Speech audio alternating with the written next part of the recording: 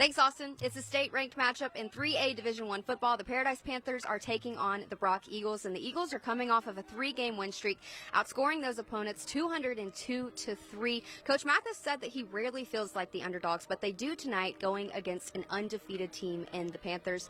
This offense for the Eagles is led by Brody Woods. He's allowing this team to be balanced with the power spread, creating a super high-power offense, but they're going to have a tall task tonight, going up against a team that's only allowing 6 points per game, led by middle linebacker Kobe Dickinson, and then a quarterback that is on pace for 50 touchdowns this season in Austin Iglesias. We will have more on him tonight, but now let's send it to Isabella and Belton.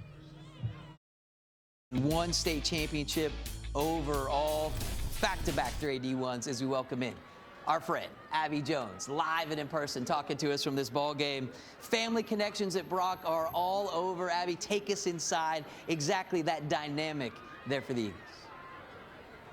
This is such a sweet place to be, guys. There's little cheerleaders here from Pee Wee football on the sidelines. You can tell that the community loves this town, loves this team. Actually, they were praying before the game, both teams together.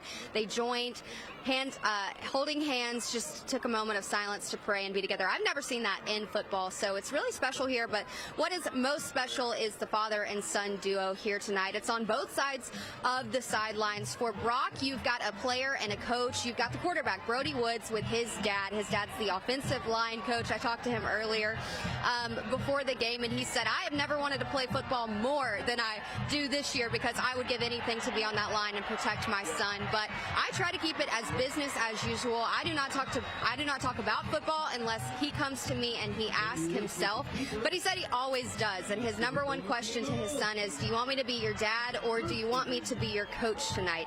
And his answer is always coach. So the fact that this young man is able to put the relationship with his father aside and just hear him as a coach, phenomenal stuff. And then with the Panthers, you've got head coach Joe Cook with defensive coordinator Tommy Cook. He said that he came a part of his program the first year that he was here, and he changed his program completely. I asked them what their relationship was like. He said, you know as much of the game plan as I do. I leave the defensive stuff to him. That's his baby.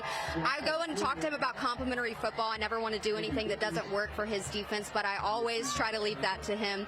I asked them, do you take it home with you? Do you talk about it at dinner? And he said, we talk about it so much our wives are sick of it. So it's super sweet here. Also reminds me of just a relationship I have with my dad. He's doing the on-air stuff too. So we say the same thing. I call him after his shows and I say, well, am I your daughter or am I helping you out with the coach thing tonight? So it's super sweet and it's bigger than football and I couldn't love it more. Abby, you're talking to two guys here who can relate across the board. Really cool story. Yeah. All right, take me inside these two quarterbacks. Both have scored 20 touchdowns on the year. They're lighting it up for their teams. Yeah. Compare and break them down for me. What gives in this matchup?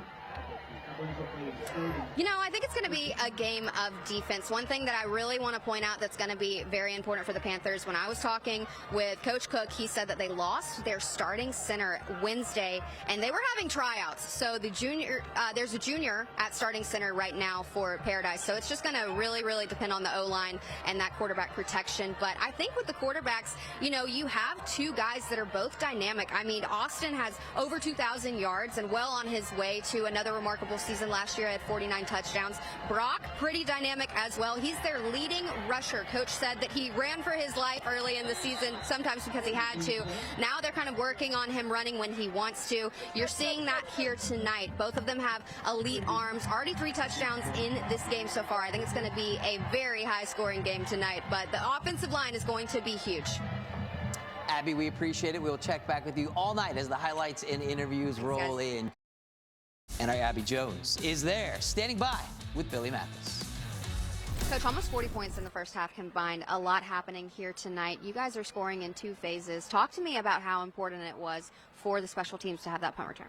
Man, it's huge. Anytime you can win in the special teams area, right, you see what it does to a game. You want to win in all 3 aspects, offense, defense, and special teams. Having that punt return, it's huge. You can tell by the score right now. 2 great teams battling it out, and we look forward to a great second half.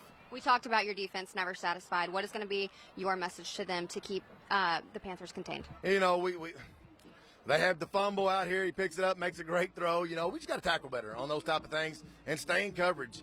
You know, the guys come off, I thought he threw it forward. Well, they didn't blow it dead. So, you know, we just got to do a good job of staying in coverage. We've got to do a better job of tackling the quarterback. So when we do that, you know, we'll get off the field again, cut out dumb penalties, and we'll be all right. Thanks, Coach. Good luck in the second half. They've already got a state championship and 2 other state runner-up finishes to their name. And tonight, they're hosting our friend Abby Jones, who joins us. Hi, Abby. This has been a Brock team that has started to find their way offensively. Specifically, it feels like their balanced offense is starting to take hold. For sure. 3 touchdowns in the first half, 1 on the air, 1 with special teams, and then 1 on the ground. This team is finding a way to score. And the thing with Paradise is they are not as balanced as they wanted to be. Coach said that was essential, that they were able to establish a run game here tonight. I don't really think that's what's happened in the first quarter or the first half, really, just because of the defense that Brock is bringing to the table. 4-3 with quarter coverage. When you do that, that's way too many athletes in the outside, and that's really eliminating a little bit of their plays here tonight. But you are going to see Kobe Dickens. He's coming alive for Paradise, and he has been the name on the PA all of this second half so far. So for him to be effective, you know, I talked with Brock earlier, and they said that halftime they had to reestablish their game plan and move a couple of pieces and really get him locked in, not making much of that happen here tonight, because he's definitely exploding the second half. Abby, we also know it's a very special night here at this ball game, Breast Cancer Awareness Month. What special things are they talking about this evening that they've rallied the community around such an important issue? Yeah, it's like I said, this is a really sweet town. They had a parade actually earlier and then a pep rally. So they had every survivor from their hometown come and write their name on a piece of paper. So just to see, you know, you hear the stories, but to see and put a name with it, it just means so much more. There's actually so many people here tonight that the band is on the track. They're sitting in seats out here. So this is the largest crowd that they have had. Both coaches said that feels like this is going to be the district, you know, championship matchup. So a lot is on the line tonight. Abby, good stuff. We'll check back with you as this one goes final. And let's hear from Brock quarterback Brody Woods. Quite a night for you. 327 total yards of offense, 2 touchdowns. What did you like about your performance, especially quarterback keeper?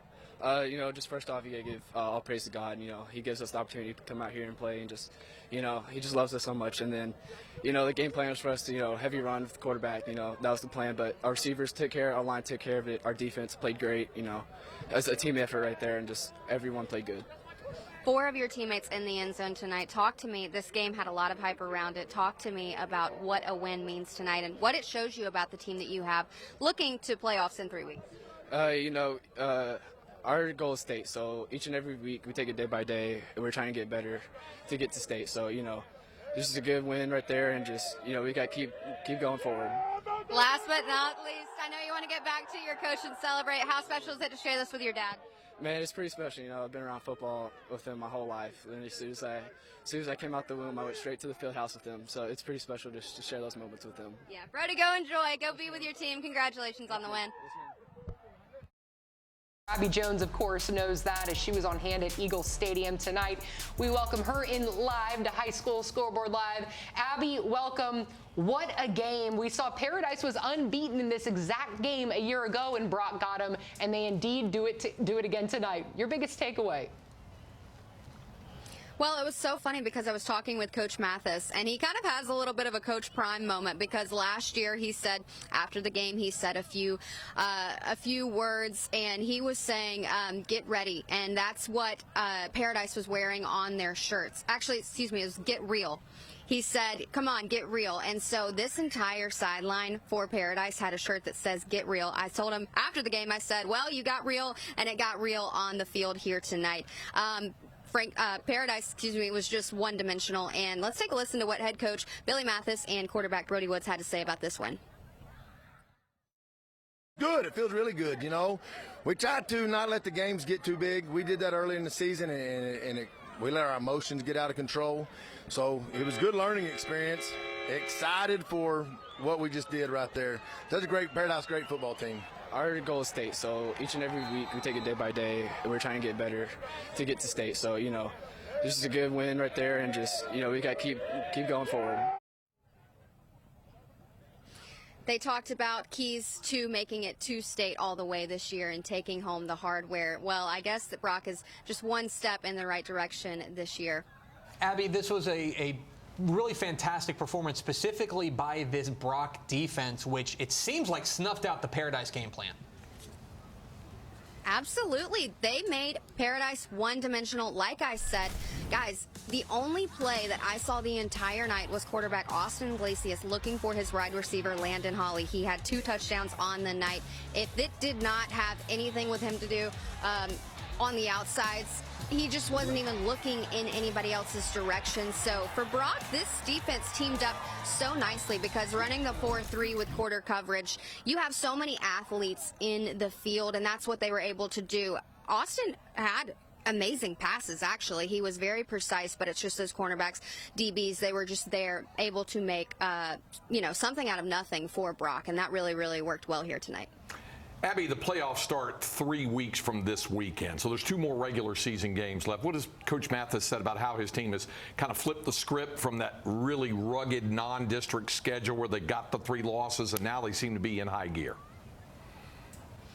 Coach said they are never satisfied. He said we might celebrate a little bit, but it's back to work tomorrow.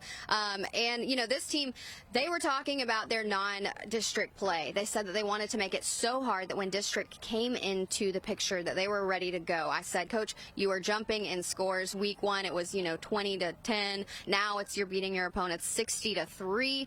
They had back-to-back shutouts like we talked about. And when I was talking with Coach prepping for this game, he said, we almost had our 3rd consecutive shutout. Our defense allowed 3 points. That almost killed them. So I know that this game will get to them a little bit, but that was the whole point of the non-district schedule.